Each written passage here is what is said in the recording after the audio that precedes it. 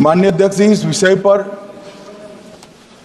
चर्चा के लिए सत्र की शुरुआत में 2 दिन गतिरोध भी हुआ। इससे एक प्रकार की गैर समझ, गलत धारणा जनता के बीच में पड़ी कि हम लोग ये चर्चा नहीं चाहते। माननीय अध्यक्ष जी, मैं स्पष्ट करना चाहता हूं, संसद ये देश का चर्चा का सबसे बड़ा पंचायत है और हम भाजपा वाले, एनडीए वाले चर्चा से कभी नहीं भागते। कोई भी मुद्दा हो, संसद के नियमों के अनुसार चर्चा के लिए हम तैयार रहते हैं। हमने 2 दिन तक विपक्ष के चर्चा करी कि इसको बाद में किया जाए, 2 सत्र बाद में किया जाए, मगर नहीं माने। हमने हाँ भर दी। मेरा दायित्व है मान्यवर कि हमने क्यों ना बोली थी। ना बोलने के 2 कारण थे। एक कारण था कि चर्चा गहन पुनर्निरीक्षण के नाम पर वो मांगते थे, एसआईआर के नाम पर मांगते थे। मान्यवर, मेरा बहुत स्पष्ट मत है कि एसआईआर पर इस सदन पे चर्चा नहीं हो सकती, क्योंकि गहन पुनर्निरीक्षण की जिम्मेदारी भारत के चुनाव आयोग की है। भारत का चुनाव आयोग और चुनाव आयुक्त ये सरकार के तहत काम नहीं करते। अगर जब चर्चा होती है और कुछ सवाल खड़े किए जाएंगे तो इसका जवाब कौन देगा? मान्यवर, जब उन्होंने कहा कि हम चुनाव सुधार पर चर्चा करने के लिए तैयार है, हम तुरंत मान गए और आज चुनाव सुधार पर ही चर्चा हुई। मान्यवर, लगभग 63। प्लीज मान्य दादा बीमार हो, मैं समझ रहा हूं, मगर बीमार ज्यादा हो तो घर पे रहा करो, यहां सदन का माहौल मत बिगाड़िए। मान्यवर, 63 सदस्यों ने प्लीज ऐसे माहौल अरे यार, व्यक्तिगत बात है मेरी और दादा के बीच में, माहौल ठीक रहना चाहिए। मान्यवर, 63 सदस्यों ने पक्ष और विपक्ष से इस चर्चा में हिस्सा लिया है और जो चर्चा का समय हुआ था तय, उससे ज्यादा आपने समय लिया है। इसलिए भी मैं आपका धन्यवाद व्यक्त करना चाहता हूं। मान्यवर, चर्चा तय हुई थी चुनाव सुधारों के लिए, मगर ज्यादातर विपक्ष के सदस्यों ने एसआईआर पर ही चर्चा करी। अब चर्चा इन्होंने जिस तरह से शुरू करी है, जवाब तो मुझे देना पड़ेगा मान्यवर, और मैं मानता हूं उनको सुनना भी चाहिए। मान्यवर, इस एसआईआर पर, गहन पुनर्निरीक्षण पर एक तरफा 4 महीने से झूठ फैलाया और देश की जनता को गुमराह करने का प्रयास किया।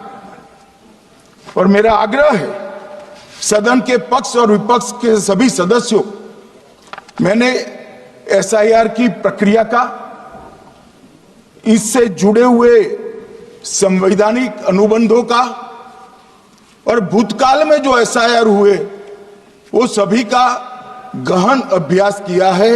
मैं आज आपके माध्यम से इस सदन को और सदन के माध्यम से पूरे देश की जनता को जो झूठ विशेषकर कांग्रेस पार्टी द्वारा फैलाया गया है, वो झूठ का मेरे तर्कों के हिसाब से जवाब देना चाहता हूं। आप बेटे ज्ञान मत दीजिए। मान्यवर, ये देश के संविधान में,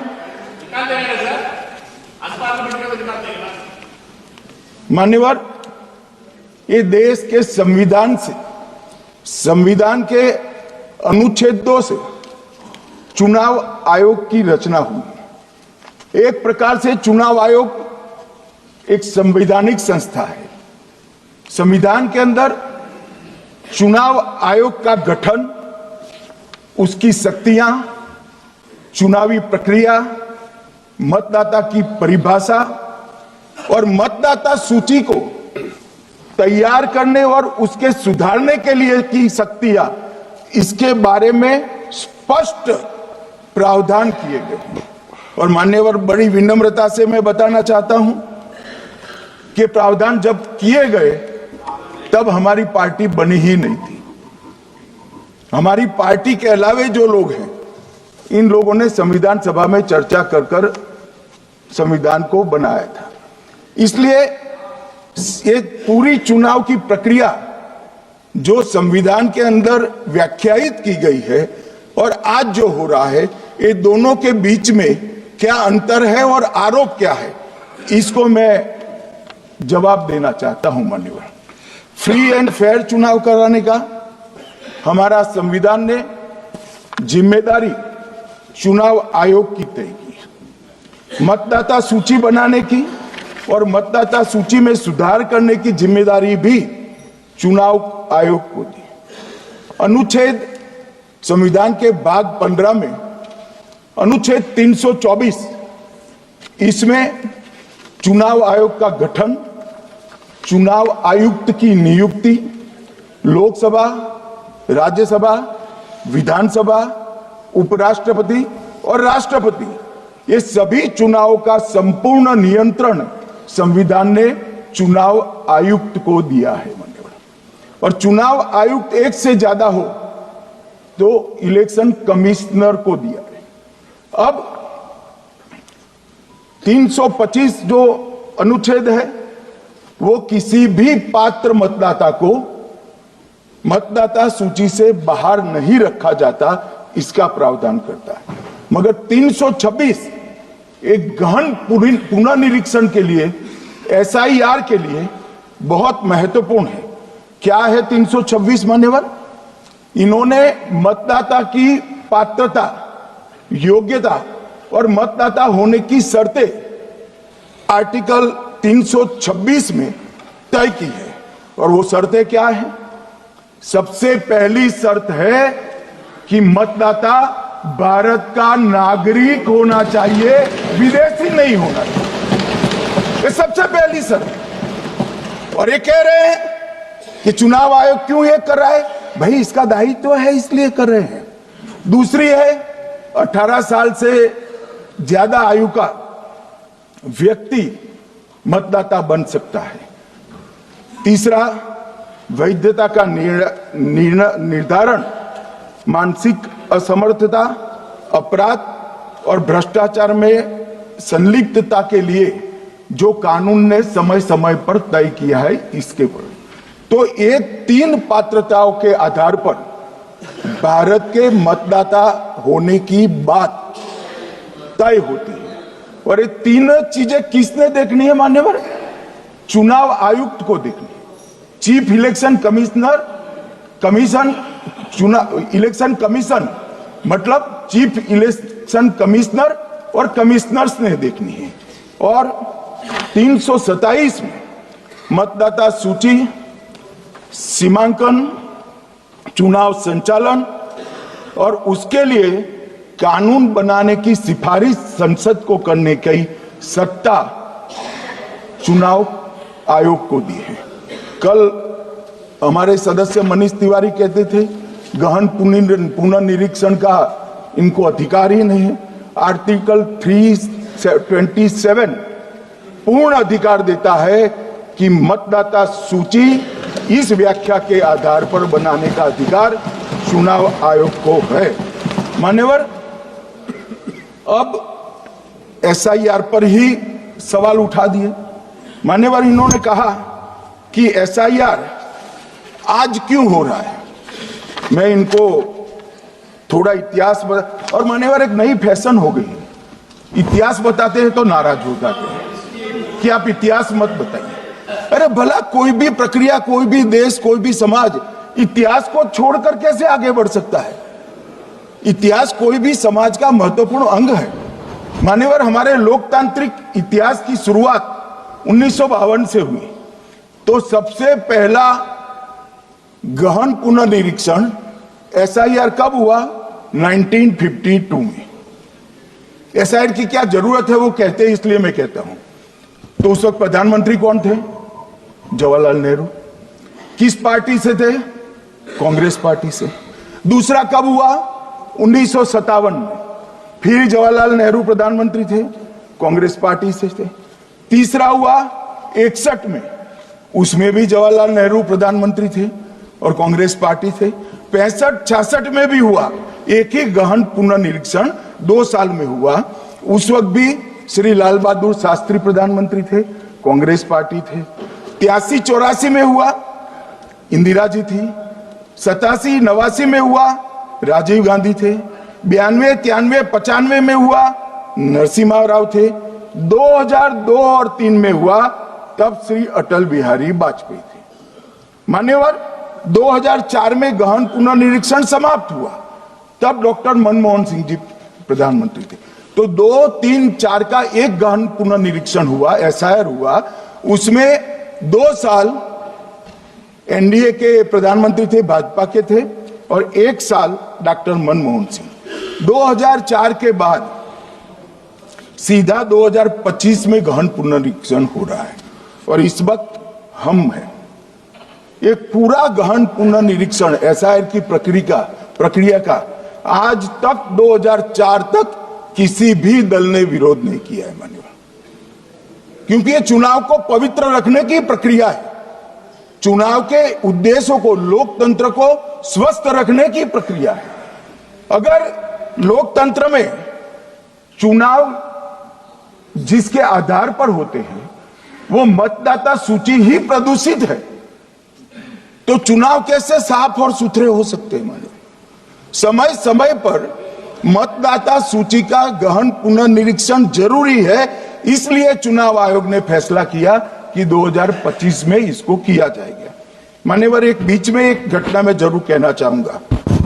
2010 में एक चुनाव आयुक्त महोदय ने निर्णय किया कि रिटर्निंग ऑफिसर को मतदाता सूची में से नाम काटने का अधिकार नहीं है, और उसके बाद से किसी की मृत्यु हुई तो भी नाम नहीं कटते थे, कोई एक क्षेत्र से दूसरे क्षेत्र में गया तो भी नाम नहीं कटते थे।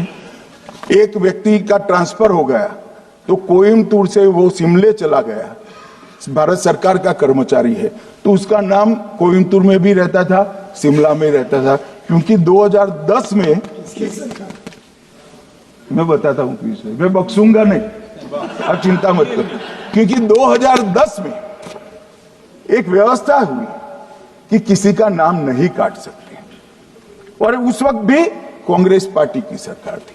तो एक गहन पुनर्निरीक्षण क्या है? मानो एक गहन पुनर्निरीक्षण है कि जिनकी मृत्यु हो गई उनके नाम कट जाए, जो 18 साल से बड़े हो गए उनके नाम जोड़ जाए, जो किसी भी प्रकार से 2 जगह मतदाता है उनके नाम कट जाए, और जो विदेशी नागरिक है उनको चुन चुन कर डिलीट किया जाए। ये गहन पुनर्निरीक्षण। और मैं आज इस मंच से, आपके माध्यम से इस सदन को और देश की जनता को कहना चाहता हूं, क्या कोई भी देश का लोकतंत्र सुरक्षित रह सकता है जब देश का प्रधानमंत्री और राज्य का मुख्यमंत्री कौन हो वो घुसपैठिए तय करेंगे? मान्यवर, नहीं रह सकते। एक मतदाता का एक से ज्यादा जगह पर वोट होना चाहिए। मान्यवर, एक से ज्यादा जगह पर वोट होना चाहिए। जो लोगों का मृत्यु हो चुका है, मान्यवर, जिन लोगों का मृत्यु हो चुका है उनका वोट मतदाता सूची में होना चाहिए। मान्यवर, ये एसआईआर और कुछ नहीं है, मतदाता सूची का शुद्धिकरण है। मैं मानता हूं इससे कुछ दलों के राजनीतिक स्वार्थ आहत होते हैं। मुझे उन दलों के प्रति एक प्रकार से अनुकंपा भी है, क्योंकि देश के मतदाता तो वोट देते नहीं है, ये थोड़े विदेशी दे देते थे, वो भी चले जाएंगे। मगर मान्यवर, क्या हमने भारत के नाते निर्णय करना पड़ेगा कि इस देश की संसद को चुनने के लिए, राज्य की विधानसभा को चुनने के लिए विदेशी को वोट देने का अधिकार देना है या नहीं देना है। और मेरा मत है, मेरा विनम्र मत है मान्यवर, कि ये नहीं देना चाहिए।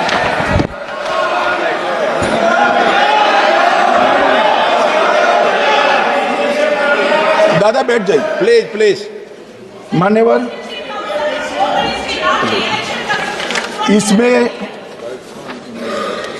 इसमें कानूनी स्थिति का प्रश्न नहीं है। अभी सांसद महोदया बोला कि इलेक्शन कमीशन का अधिकार नहीं है। लाल बाबू हुसैन 1995 में एक वाद हुआ मान्यवर, भारत की सर्वोच्च अदालत तक वो वाद पहुंचा।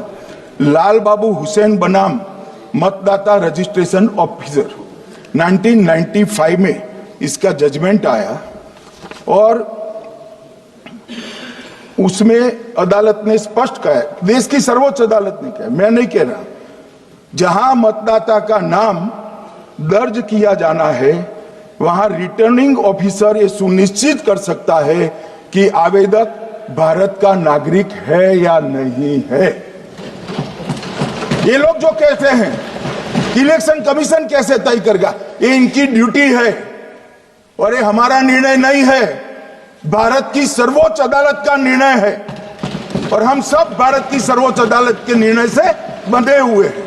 किसी को भी अगर वेरीफाई करना है तो लाल बाबू हुसैन बनाम मतदाता रजिस्ट्रेशन ऑफिसर 1995 का जजमेंट निकालकर मान्यवर दे दे।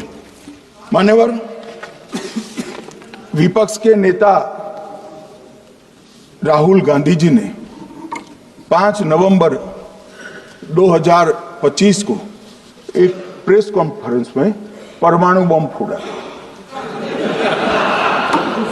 अब वो परमाणु बम के अंदर उन्होंने कहा कि हरियाणा में एक ही घर में 501 वोट पड़ गए। चुनाव आयोग ने इतनी स्पष्टता करी कि हाउस नंबर 265 कोई छोटा मकान नहीं है और 1 एकड़ का पुश्तैनी प्लॉट में अनेक परिवार बस रहे हैं, मगर वहां हर परिवार के घर का नंबर नहीं दिया गया है, इसलिए सब जगह हाउस नंबर 501 दिया गया और एक परिवार की तो 3 पीढ़ियां साथ में रह सकती है। और पुराने नंबर से ही जब हरियाणा में कांग्रेस की सरकार चुनी गई तब से ये नंबर इसी तरह से चल रहा है। ये ना कोई फर्जी घर है ना फर्जी वोटर है। मान्यवर, वोट चोरी का नैरेटिव बनाने के लिए मान्यवर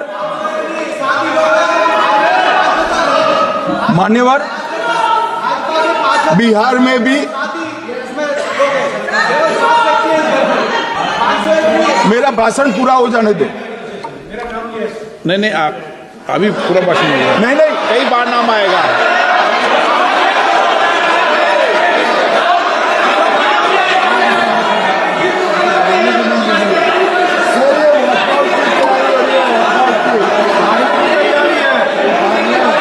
माननीय सदस्य,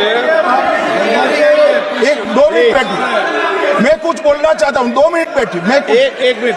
माननीय सदस्य 1 मिनट। मान्यवर, मेरा विपक्ष के नेता से एक निवेदन है कि 2 मिनट सुन ले मुझे, बाद में उनको बोलने का मौका दीजिए। मान्यवर 2 मिनट। मान्यवर, मेरा आपसे विनम्र निवेदन है, मैं आधी रात तक बैठने के लिए तैयार हूं, मुझे कोई आपत्ति नहीं। मेरा भाषण समाप्त हो जाए, अरे सुनिए ना भाई, सुनो ना, 2 बड़े बोलते हैं तब बीच में नहीं बोलते।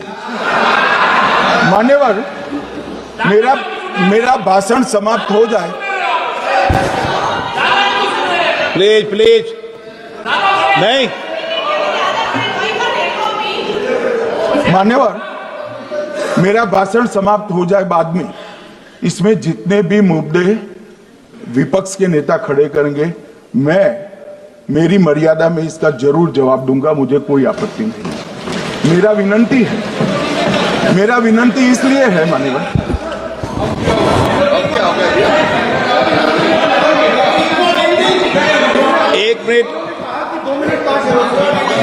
तो उनको पूरी बात करने दें।